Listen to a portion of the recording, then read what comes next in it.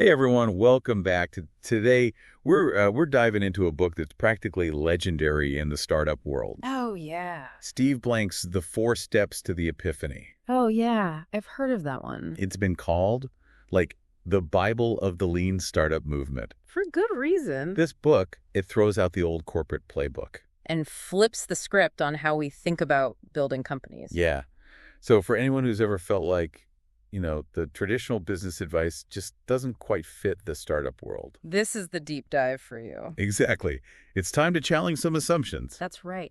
Blank doesn't just offer advice. He, challenges the entire system. Especially for those big companies, right? Yeah, the established companies, the ones that might be a little too comfortable with their tried and true methods. Yeah, stuck in their ways. He's like the professor who walks into class on the first day and says, everything you learned in business school, forget it. Okay, I love that. So what's this revolutionary approach that has everyone buzzing? It's called the customer development model. Oh, I've heard of that. And it's all about putting the customer at the heart of everything you do.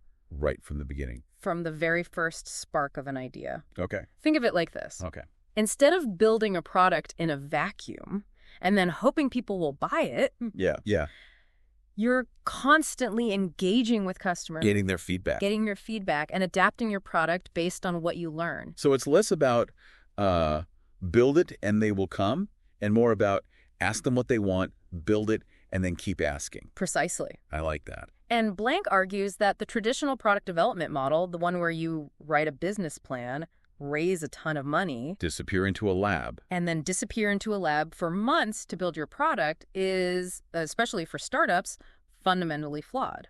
Okay, so why? Why is it flawed? He actually lays out 10 major problems with this approach, and they all boil down to one key question that most startups fail to ask. What's the question? Where are the customers? Oh, wow. It seems so obvious when you put it like that. It really does. But I guess it's easy to get caught up in the excitement of an idea Oh, absolutely. and forget to, check if there's actually a market for it. It happens all the time. Yeah, right. Think of it like this. Imagine building this magnificent bridge, Okay, yeah. investing all this time, money, and resources. Blood, sweat, and tears. Blood, sweat, and tears, only to realize you've built it in the middle of the desert Oh, no. where there are no rivers to cross. So you're saying that's what so many companies do. They build incredible products, but nobody wants them. That nobody wants or needs, yeah. Okay. I'm starting to see why this book is considered such a game changer. Yeah, it's really eye-opening. So how does Blank propose we avoid these costly mistakes? How do we avoid building bridges in the desert? Yeah. What are these 4 steps to the epiphany? The first step is customer discovery. Customer discovery. This is where you put on your detective hat Okay. and you get out of the building. You get out of the building. It's not about sitting in a boardroom brainstorming. It's about talking to real, live customers. Okay, to uncover their what? To uncover their needs, their frustrations, their workflows, basically understanding their world. So it's like doing field research, becoming an anthropologist of your target market. Exactly. Okay, cool. We're not trying to sell them anything at this point. You're Yeah. just trying to learn, to listen, to understand. That makes sense. Yeah, You can't solve a problem if you don't know what the problem actually is. couldn't agree more. So what kind of questions should we be asking these customers? Start with open-ended questions. Right. What are your biggest challenges? And then you would fill in the area related to your product. Okay, yeah. Or walk me through a typical day in your work. What are the biggest pain points? Okay, yeah. You want to get them talking, sharing their experiences, and revealing their hidden needs. This is reminding me of that famous Henry Ford quote. Oh, which one? If I had asked people what they wanted, they would have said faster horses. Oh, yeah, classic. Sometimes customers don't even know what they need until you show them. That's a great point. And that's where your creativity and vision as an entrepreneur come in. Okay, I see that. But even though customers might not be able to articulate their needs perfectly, they can definitely tell you what's not working for them. Okay. And that's incredibly valuable information. Right. Okay, so you've spent time with customers, you've gathered insights, you've got pages of notes. What's next? The next step is customer validation. Customer validation. This is where you take those insights from customer discovery Right. and start testing your hypotheses. Your hypotheses about. Do those customer needs you identified actually translate into a desire for your product? Okay. And crucially, are people willing to pay for it? Ah, the million-dollar question. Exactly. So this is where we separate those nice-to-have ideas from the must-have solutions. The ones people will actually open their wallets for. Right, exactly. It's about validating your entire business model, not just your product. So how would we do that? How do we validate our business model? Can you reach your target customers? Okay. Do your pricing and sales channels make sense? Yeah. This stage is all about testing, iterating, and refining until you have something that truly resonates with early adopters. Early adopters. I've heard that term before. You have. Yeah. But what makes them so special? Why are they so important? Early adopters, or early evangelists, as Blank calls them, are those customers who are eager to try new things. Oh. They're willing to take a risk on a product that might not be perfect yet. Ah, I see. They're passionate about your solution, and they're eager to provide feedback. Feedback that will help you improve the product. That will help you improve it, yeah. So it's like having a built-in focus group of enthusiastic customers who are invested in your success. Exactly. Sign me up. But how do you find these elusive early evangelists? They sound like mythical creatures. They are out there. They are. Yeah, you can find them at industry events, online forums, Okay. and even through your own personal networks. Right. They're the ones who are always asking what's next and how can we do this better. So instead of chasing after every customer under the sun, Right. you're strategically targeting these early evangelists Absolutely. who can provide valuable feedback. And help you shape your product. Precisely. And remember, selling to them at this stage is not just about generating revenue. No, it's not about the money yet. It's about gathering data, And validating your assumptions. validating the assumptions. So like, are you solving a real problem? Yeah. Is your pricing right? Is your pricing right? Are you reaching the right people? Are you reaching the right people? Okay, so these early sales... These early sales are more like mini experiments than traditional transactions. This is so different from the traditional corporate approach, Oh, tell me about it. like launching a massive marketing campaign and hoping for the best. Just cross your fingers and hope it works out. It's much more focused and strategic, Exactly. and it's much more aligned with the realities of the startup world, Absolutely. where resources are limited. Every decision matters. Every decision matters. This is fascinating stuff. It's like we're cracking the code of startup success. Well, we're just getting started. Oh, there's more. There are 2 more steps in Blank's framework, Okay. and they're just as crucial as the first 2. Right. But we'll save those for the next part of our deep dive. I can't wait. It feels like we're uncovering a treasure map to startup success. We are. Okay. And the best part is, these principles can be applied to any business. Not just startups. Not just startups, no. They're about being customer-centric, agile, and data-driven. Okay. They're about embracing experimentation and learning from your mistakes. I have a feeling our listeners are going to be scribbling down notes like crazy. This is powerful stuff. It is. But before we dive into the next steps, let's take a closer look at one of the key concepts that underpins Blank's entire approach. Market type. Market type. Okay. Understanding the type of market you're entering is essential for shaping your entire customer development strategy. Okay. This sounds important. What are these different market types? Blank outlines 4 main market types. Okay. Existing market, resegmented market, new market, and clone market. Okay. Each type presents its own unique challenges and opportunities. Right. Understanding which type you're in will have a huge impact on your approach to customer development. So it's like choosing the right tool for the job. Oh, I like that. You wouldn't use a hammer to screw in a light bulb. Exactly. Right. You need the right approach for the right market. Right. So let's start with the most familiar one, the existing market. Existing market. This is where you have established players and a well-defined set of customer needs. Okay, so give me an example. Think of industries like grocery stores or airlines. Okay, yeah, established players for sure. So if you're entering an existing market, you need to be really clear about what makes you different, right? Absolutely. Like what unique value you bring to the table. You're not just competing on price or features, you're competing on differentiation. Okay. Why should customers choose you over the established players? What problem are you solving better, faster, or cheaper? It's like trying to stand out in a crowded marketplace. You need a strong brand, a compelling message, Yeah. and a way to cut through the noise. Exactly. Yeah. And you need to be prepared to play by the existing rules of the game. That means understanding the competitive landscape, the pricing dynamics, and the distribution channels. Okay, that makes sense. What about a resegmented market? A resegmented market is where you're taking an existing market and carving out a new niche. Okay. Think of a company like Warby Parker. Warby Parker. Okay. They entered the crowded eyewear market by targeting a specific customer segment. Yeah. People who wanted stylish glasses at an affordable price and were comfortable buying online. So it's about finding a new angle, a new way to approach an established market. Right. It's like saying, hey, there's a better way to do this, and we're the ones who can deliver it. Okay. You're not necessarily creating a new product category. You're just changing the way people think about an existing one. That's clever. And then we have the new market, which sounds like the most challenging of all. Oh, definitely the most challenging. Yeah. A new market is one where you're creating something entirely new. Think of companies like Tesla or SpaceX. Okay.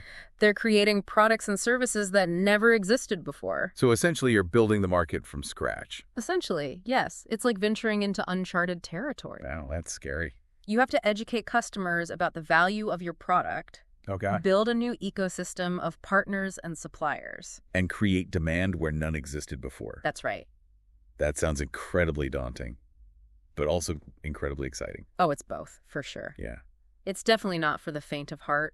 You need a strong vision, a lot of persistence, Okay. and a willingness to adapt as you go. And finally, we have the clone market, which sounds a bit less glamorous. It does, doesn't it? Yeah. A clone market is where you're taking an existing business model and replicating it in a new market. Think of companies like Uber or Airbnb. Okay, yeah, I get it. They took successful models from one market and adapted them to new locations and industries. So it's like taking a proven formula and applying it to a new context. Exactly. The key to success in a clone market is to make sure the underlying conditions are similar. Like what kinds of conditions? For example, Uber wouldn't work in a place where people don't have smartphones or credit cards. You need to make sure the market is ready for your solution. Okay, I'm starting to see how understanding these different market types can really shape your approach. It really does. It's like having a roadmap that helps you navigate the complexities of the business world. Right. It helps you make better decisions, allocate your resources more effectively, and ultimately increase your chances of success. This is all starting to click into place. It feels like we're building a solid foundation. We are. For understanding how to launch and grow successful companies. Whether they're startups or established businesses. Exactly. Absolutely. Okay, before we move on to the next steps, I want to take a moment to really emphasize something we've been talking about. Yeah. This whole approach, it's about challenging the status quo. Oh, yeah, that's a big one. It's about questioning the traditional ways of doing things. Yeah.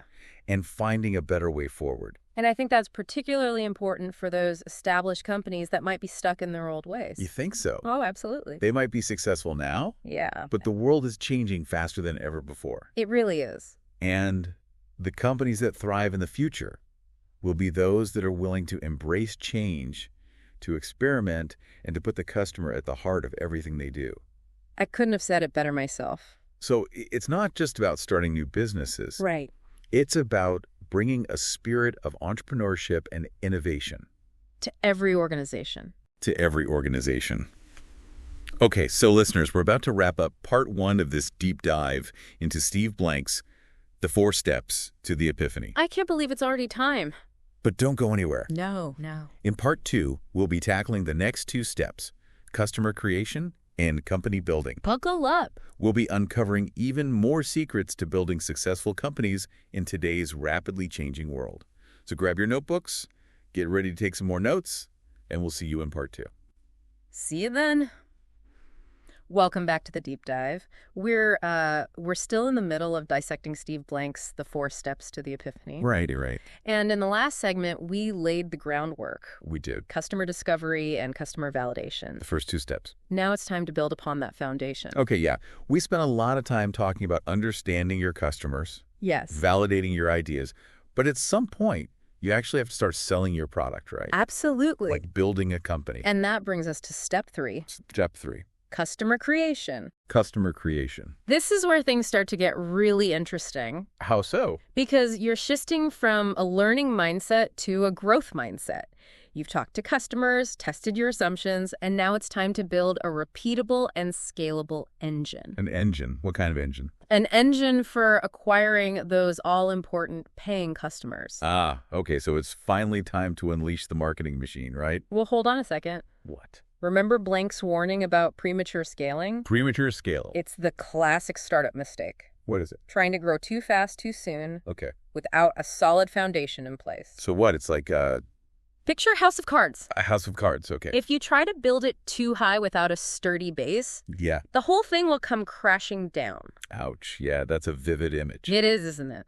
So you're saying it's not just about throwing money at marketing No, definitely not. and hoping for the best. Customer creation is about strategic growth, Strategic growth. Okay. about building that sustainable engine for customer acquisition.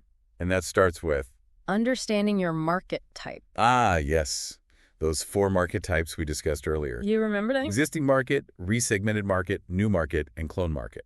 That's right. And each one requires a different approach to customer creation. Okay, I see, like different strategies for different markets. Mm-hmm. So let's break it down.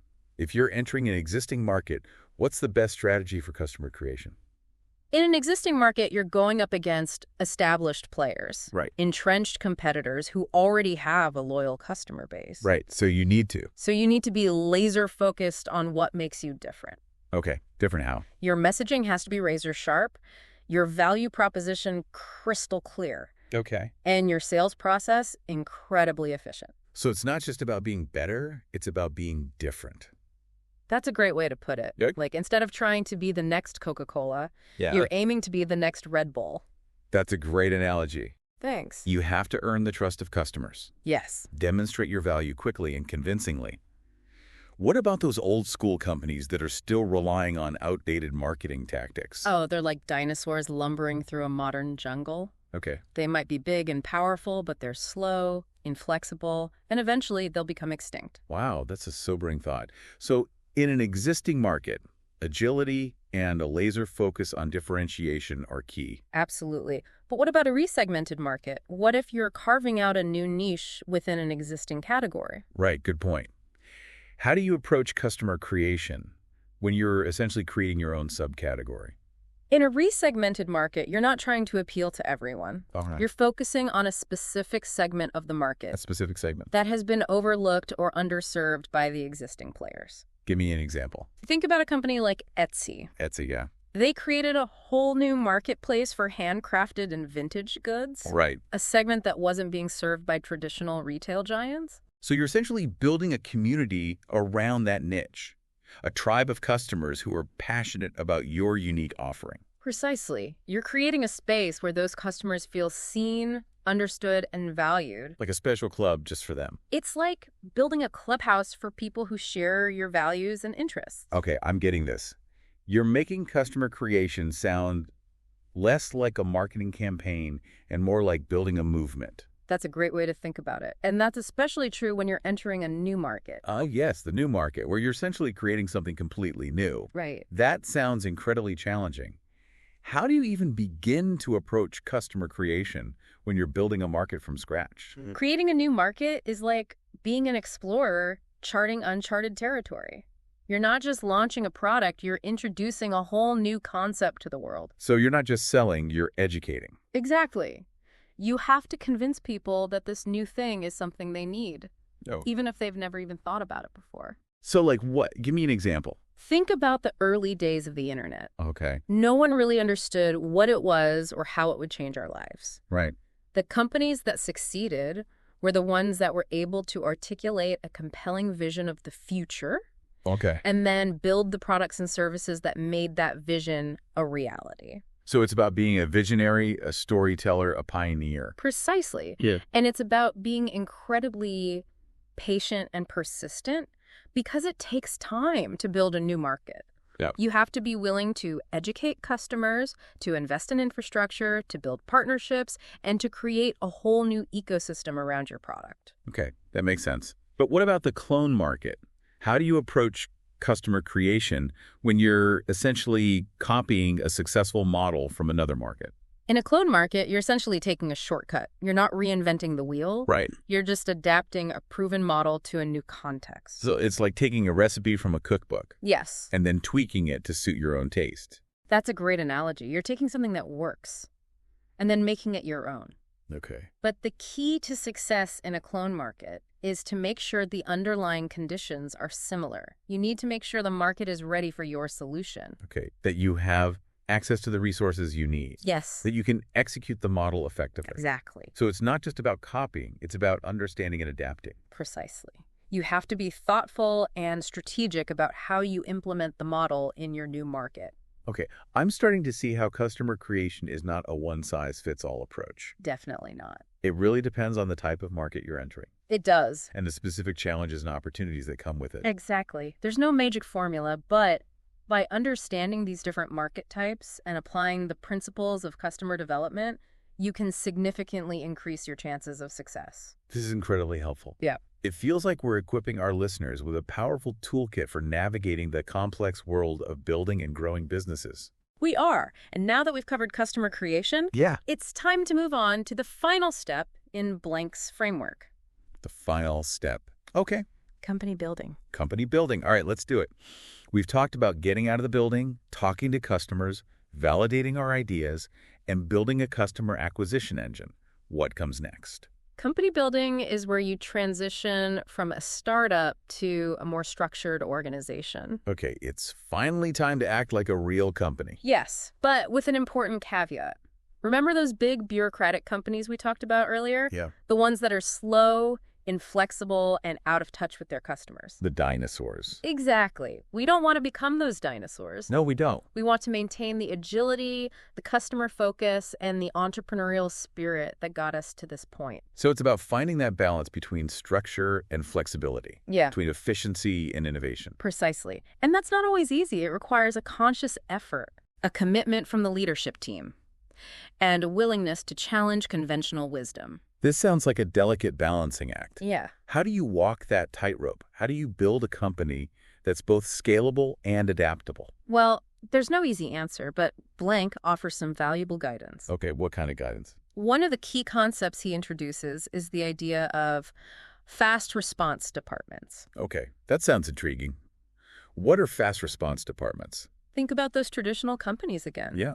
They're often organized in a very hierarchical, siloed way. Right. Decisions have to go up the chain of command. Yeah, and then down. Information gets stuck in departments, Right. and it can take forever to get anything done. It's like those old cartoons where you see a message being passed from one Yeah. person to the next, Oh, yeah. and by the time it gets to the end of the line, it's completely distorted. That's a perfect analogy. Okay. And that's the opposite of what Blank is advocating for. So what does he want instead? He wants to see companies create departments that are empowered Empowered to do what? to make decisions quickly, to adapt to change rapidly, Okay. and to respond to customer needs in real time. So it's about pushing decision-making down to the front lines, where the action is. Exactly. And it's about breaking down those silos The silos between departments. so that information can flow freely and people can collaborate effectively. It's about creating a more fluid, dynamic, and responsive organization. Right. And that requires a different kind of leadership, a different kind of management style.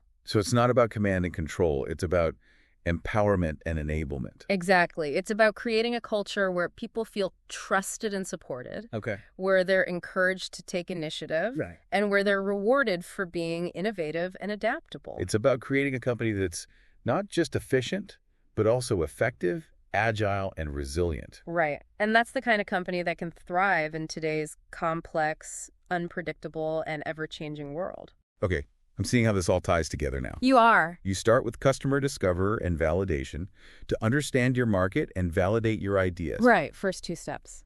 Then you move into customer creation to build a sustainable engine for acquiring customers. Step 3. And finally, you focus on company building to create a scalable and adaptable organization. That can support your growth and navigate the complexities of the business world. You got it. But there's one more crucial element we need to discuss before we wrap up part 2, What's that? company culture. Ah, yes, company culture. It's one of those buzzwords that everyone talks about, but it can be a bit nebulous. It can be. What exactly is it, and why is it so important? Company culture is like the invisible glue that holds everything together. Okay. It's the set of values, beliefs, and behaviors that define how people interact, How decisions are made. how work gets done. It's the personality of the company, the Yeah. vibe, the energy. Exactly. And it can be a powerful force, A powerful force. either for good or for bad. A strong, positive culture can be a competitive advantage, Oh, okay. How so? attracting and retaining top talent, fostering innovation, and driving employee engagement.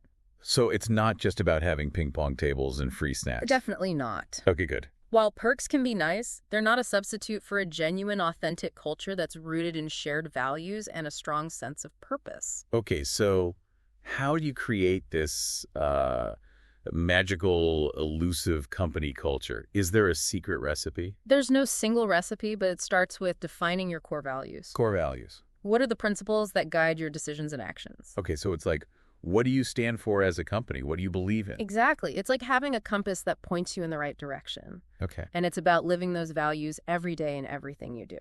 Okay. So that means... It's about hiring people who share those values, recognizing and rewarding those who embody them, Okay. and holding those who violate them accountable. It's about walking the walk, not just talking the talk. Precisely. And it's about fostering a sense of community, a sense of belonging, Okay. and a sense of shared purpose. It's about creating a company that people are proud to be a part of. Exactly. And that's the kind of company that can attract and retain top talent, inspire innovation, and achieve lasting success. Wow, we've covered a lot of ground in this segment of the deep dive. We have. We explored customer creation, company building, and company culture. It's been a whirlwind tour. It has been. But before we move on to part 3, where we'll delve into some of the more advanced concepts in Blank's framework, I want to pause for a moment and ask our listeners a question. Oh, a good cliffhanger. All right, go for it. Think about your own work, Yeah. your own organization. What aspects of Blank's customer development model resonate most with you? What challenges do you see in applying these principles? And what are you going to do differently as a result of listening to this deep dive? Those are great questions to ponder. We'll be back in part 3 to explore even more insights from the 4 steps to the Epiphany. See you soon. Welcome back, deep divers. We are wrapping up our exploration of Steve Blank's The 4 Steps to the Epiphany. We've covered a lot of ground. We have. Understanding your customers, validating your ideas, building a customer acquisition engine, and creating a scalable and adaptable organization. But Blank doesn't stop there. He does not. He goes even deeper, offering a framework for thinking about strategy and decision-making that's especially relevant in today's fast-paced, ever-changing business environment. Okay, this sounds intriguing. What's this secret weapon that Blank has up his sleeve? It's a concept called the OODA loop. It was originally developed by a fighter pilot named John Boyd, and it's all about gaining a strategic advantage by making decisions faster than your opponent.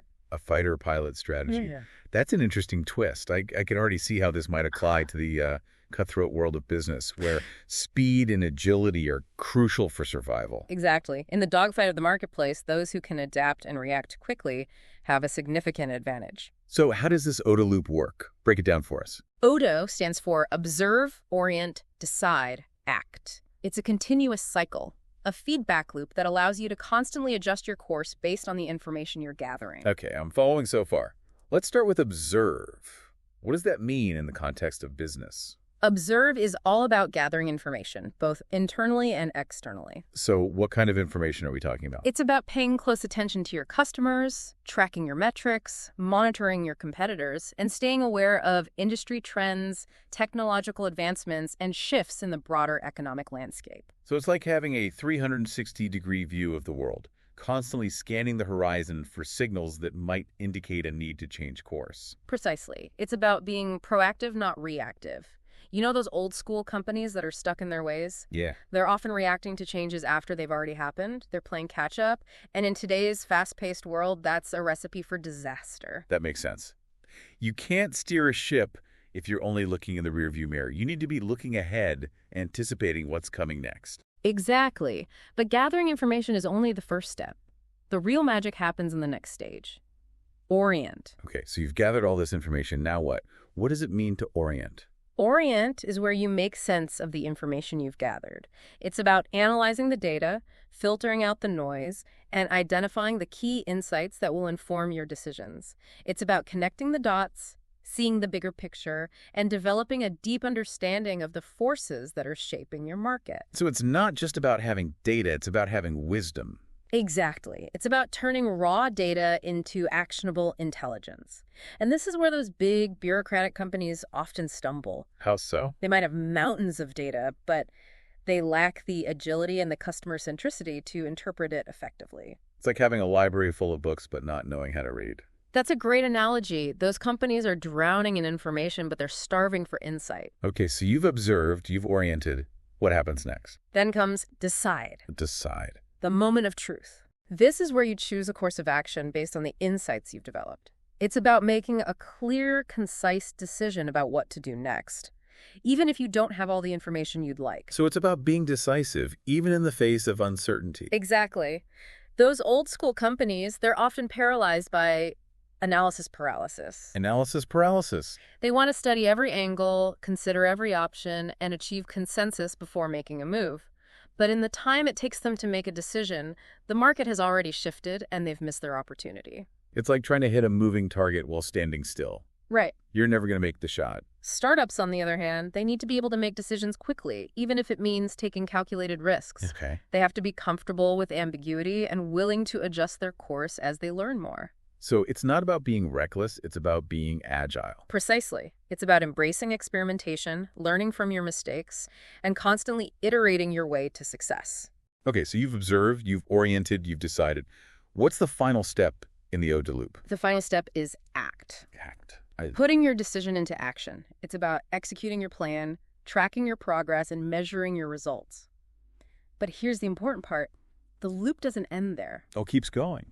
It circles back to observe, starting the process all over again. So it's not a linear process, it's a continuous cycle of learning, adapting, and evolving. Exactly. And that's the power of the OODA loop. It's a framework for continuous improvement, a way to stay ahead of the curve in a world that's constantly changing. This is such a powerful concept. It's a reminder that in today's business environment, the ability to learn, adapt, and respond to change is more valuable than ever before. It really is. It's not just about being smart. It's about being fast, being flexible, and being willing to constantly challenge your assumptions. You know, as we've been talking about Blank's ideas, I keep thinking about how much they challenge the traditional way of thinking about business. Yeah. It's like he's giving us permission to question the status quo, to break the rules, and to create something new and different. It's definitely a call to action, an invitation to rethink the way we build and grow companies.